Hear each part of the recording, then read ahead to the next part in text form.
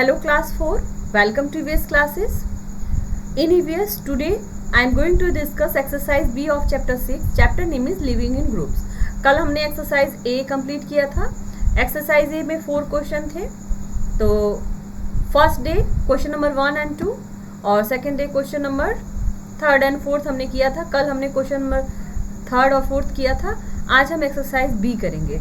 Exercise B में है right T for true and F for false statement. True के लिए, सही के लिए आपको T लिखना है और फॉल्स के लिए, गलत के लिए आपको F लिखना है. मैंने पूरा फॉल्स और ट्रू पूरा लिख दिया है, लेकिन आपको पूरा नहीं लिखना है, केवल F और T लिखना है. तो पहले सारे सेंटेंसेस को पढ़ते हैं हम और समझते हैं सबका मीनिंग. जब सबका मीनिंग हमें पता रहेगा और चैप्टर को हम अच्छे से पढ़े रहेंगे तो ट्रू फॉल्स हम आसानी से दे देंगे. तो सबसे पहले तो ये चैप्टर जो भी मैंने पढ़ाया है वो आपको पूरा चैप्टर पता होना चाहिए, किस चैप्टर में क्या क्या दिया गया है, और उसके बाद जो भी ट्रू फॉल्स आप पढ़ रहे हैं उसका मतलब आपको पता होना चाहिए. तभी ट्रू और फॉल्स जो है वो आप करेक्ट कर पाएंगे. फर्स्ट देखिए है rhinos eat flash of other animals. Rhinos other animal दूसरे जानवरों का फ्लैश खाते हैं, मांस खाते हैं. तो ये जो है ये रॉन्ग लिखा गया है. अगर आपने बुक पढ़ा होगा तो मैंने उसमें पढ़ाया था राइनोज के जो माउथ है उसके स्ट्रक्चर के बारे में पढ़ाया था कि उसका जो माउथ है वो स्क्वायर शेप का होता है जो उसको घास चरने में उसकी हेल्प करता है. तो वो घास चरता है, वो एक हर्बीवोरस एनिमल है.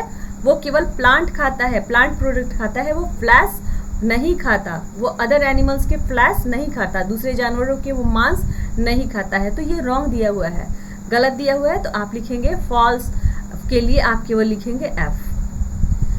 Herbivorous eat only plants. जो हर्बीवोरस होते हैं वो केवल प्लांट खाते हैं. तो this is right. Herbivorous eat only plants, ये सही है. तो आप लिखेंगे T. Third sentence is white rhinos are the second largest mammal in the world.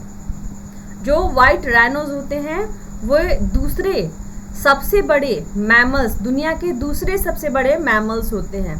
Mammal मतलब ऐसे एनिमल्स जिनमें मैमरी ग्लैंड हो, जो अपने बच्चों को दूध पिलाएं, अपने बच्चों को जन्म दे, उन्हें हम मैमल कहते हैं. तो ये भी क्या है, ट्रू है. Chimpanzees don't have tails. Chimpanzee के पूंछ नहीं होते हैं, चिंपांजीज के पूंछ नहीं होते हैं. तो ये ट्रू है. चिंपांजी के टेल नहीं होते, पूंछ नहीं होते. Fifth, polar bear lives in hot climate. Polar bear hot climate में रहता है, गर्म जलवायु में रहता है. तो ये रॉन्ग लिखा हुआ है. पोलर बियर कोल्ड क्लाइमेट में होता है, ऐसी जगह रहता है जहाँ पे बर्फ रहती है. तो जहाँ बर्फ कहाँ रहती है, जहाँ पे ठंडी जलवायु हो. तो हॉट क्लाइमेट में नहीं रहता, ये रॉन्ग लिखा हुआ है. तो आप लिखेंगे फॉल्स. फॉल्स के लिए आप लिखेंगे F. Penguin wings are more suited for flying high. Penguins के जो विंग्स होते हैं, पंख होते हैं, वो उड़ने के लिए, ऊंचा उड़ने के लिए बहुत ही उपयुक्त होते हैं. तो ये रॉन्ग लिखा गया है. वो उड़ नहीं सकता, उसकी बॉडी भारी होती है और उसके पंख उड़ने के लिए सूटेड नहीं होते हैं, वे तैरने के लिए सूटेड होते हैं. उसके पंख फ्लिपर की तरह होते हैं जो उनको पानी में स्विम करने में, तैरने में मदद करते हैं. तो ये लिखा हुआ है कि ऊंचा उड़ने में मदद करते हैं पेंगुइन्स के पंख. तो ये गलत लिखा हुआ है, आप लिखेंगे फॉल्स. फॉल्स के लिए आप लिखेंगे F. थर्ड है zebras live in hertz. Zebra जो है वो हर्ड्स में रहते हैं, ग्रुप बना के रहते हैं. तो ये राइट है, ट्रू है. तो आप लिखेंगे T. The oldest male elephant is the leader of the heard. जो हाथियों का जो समूह होता है, जो भी कैटल होते हैं उनके ग्रुप को हम हर्ड कहते हैं. तो जो हाथियों का समूह होता है, उस हर्ड का जो लीडर, जो नेता होता है, वो मेल एलिफेंट होता है. तो मेल एलिफेंट ये रॉन्ग लिखा हुआ है. मेल एलिफेंट ग्रुप में रहते ही नहीं है. जैसे ही वो थोड़े बड़े हो जाते हैं मेल एलिफेंट, वो ग्रुप से हट जाते हैं. बहुत रेयरली, कभी थोड़ी देर के लिए ही मेल एलिफेंट एक साथ होते हैं, नहीं तो वो ग्रुप में नहीं रहते. फीमेल एलिफेंट ग्रुप में रहती हैं क्योंकि उनको बच्चों को प्रोटेक्ट करना होता है. वे अपने बच्चों को प्रोटेक्शन देने के लिए ग्रुप में रहती हैं. सेफ्टी के लिए ग्रुप में रहती हैं, जबकि मेल एलिफेंट ग्रुप में नहीं रहता। तो जब ग्रुप में नहीं रहता तो मेल एलिफेंट जो है वो ग्रुप का लीडर कैसे हो सकता है, नहीं हो सकता है, तो ये रॉन्ग लिखा हुआ है, तो आप लिखेंगे फॉल्स। फॉल्स के लिए लिखेंगे एफ। अब आते हैं हम sentence number 9। Human can hear sounds that animal can not here. मनुष्य उस आवाज को भी सुन सकता है जो कि जानवर नहीं सुन सकते, तो ये रॉन्ग लिखा हुआ है। हमारे सुनने की क्षमता जो है जानवरों से हमारी सुनने की क्षमता ज़्यादा नहीं है, बल्कि जानवरों के सुनने की क्षमता हमसे ज़्यादा है। जानवर उस आवाज़ को भी सुन सकते हैं जो हम नहीं सुन पाते हैं। वो आसमान में ऊंचा उड़ते रहेंगे, उस ऊंचे उड़ने में भी वो मछली के पानी में मछली के चलने की आवाज़, छोटे छोटे कीड़े मकोड़ों की बोलने की आवाज़ वो सुन सकते हैं, इतनी ऊंचाई पे होने के बावजूद भी। तो जितने ज़्यादा एनिमल्स के सुनने की क्षमता होती है उतनी मनुष्य की, ह्यूमन की नहीं होती है। तो इसमें लिखा हुआ है, उल्टा लिखा हुआ है, humans can hear sound that animals can not. मनुष्य वो साउंड भी सुन सकता है जो एनिमल्स नहीं सुन सकते, तो ये रॉन्ग लिखा हुआ है, उल्टा होना चाहिए। Animals can hear sound that human can not. जानवर वो साउंड सुन सकते हैं जो मनुष्य नहीं सुन सकता है, तो अपोजिट इसमें लिखा हुआ है, तो फॉल्स है, गलत है। मनुष्य उन आवाज़ों को नहीं सुन सकता जो जानवर नहीं सुन सकते। जानवर के सुनने की क्षमता मनुष्य से ज़्यादा होती है। Birds can not here very well, ये भी फॉल्स लिखा हुआ है। जो पक्षियाँ होती हैं वो बहुत अच्छे से नहीं सुन सकती, तो ये भी गलत लिखा हुआ है। पक्षियों की भी सुनने की क्षमता बहुत तेज होती है, वो अपने इंसेक्ट की आवाज़ को सुनकर उड़ते हुए वो नीचे ज़मीन पर आ जाती हैं, तो बर्ड्स की सुनने की क्षमता बहुत ज़्यादा होती है। तो ये फॉल्स लिखा हुआ है, फॉल्स के लिए आप लिखेंगे एफ।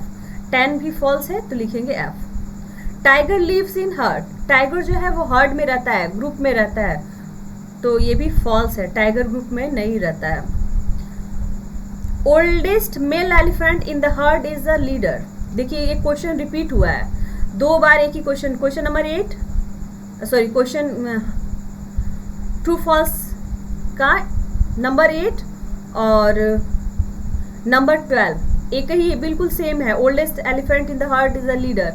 लीडर जो है वो एलिफेंट की लीडर ओल्डेस्ट मेल एलिफेंट नहीं होती। पुरुष हाथी टीम का ग्रुप का लीडर नहीं होता, वो ग्रुप में रहता ही नहीं है, तो ये भी फॉल्स लिखा हुआ है, तो लिखेंगे आप F. Dolphin Hunt together by surrounding a school of fish and trapping them.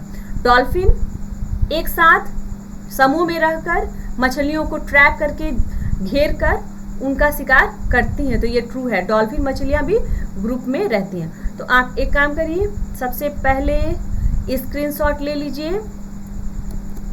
रुक जाइए, मुझे पहले हट जाने दीजिए, ये मैं थोड़ा सा मैं मिस्टर इंडिया बन जाऊं।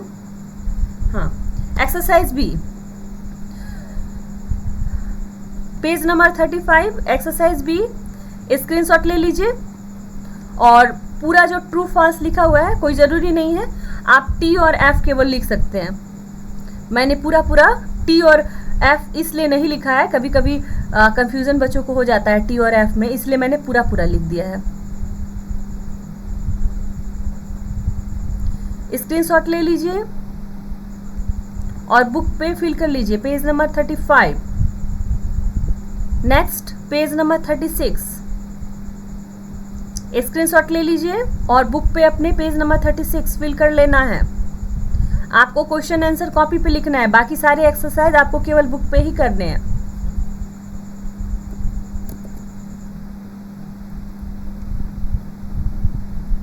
नेक्स्ट डे हम नेक्स्ट एक्सरसाइज करेंगे। Thank you.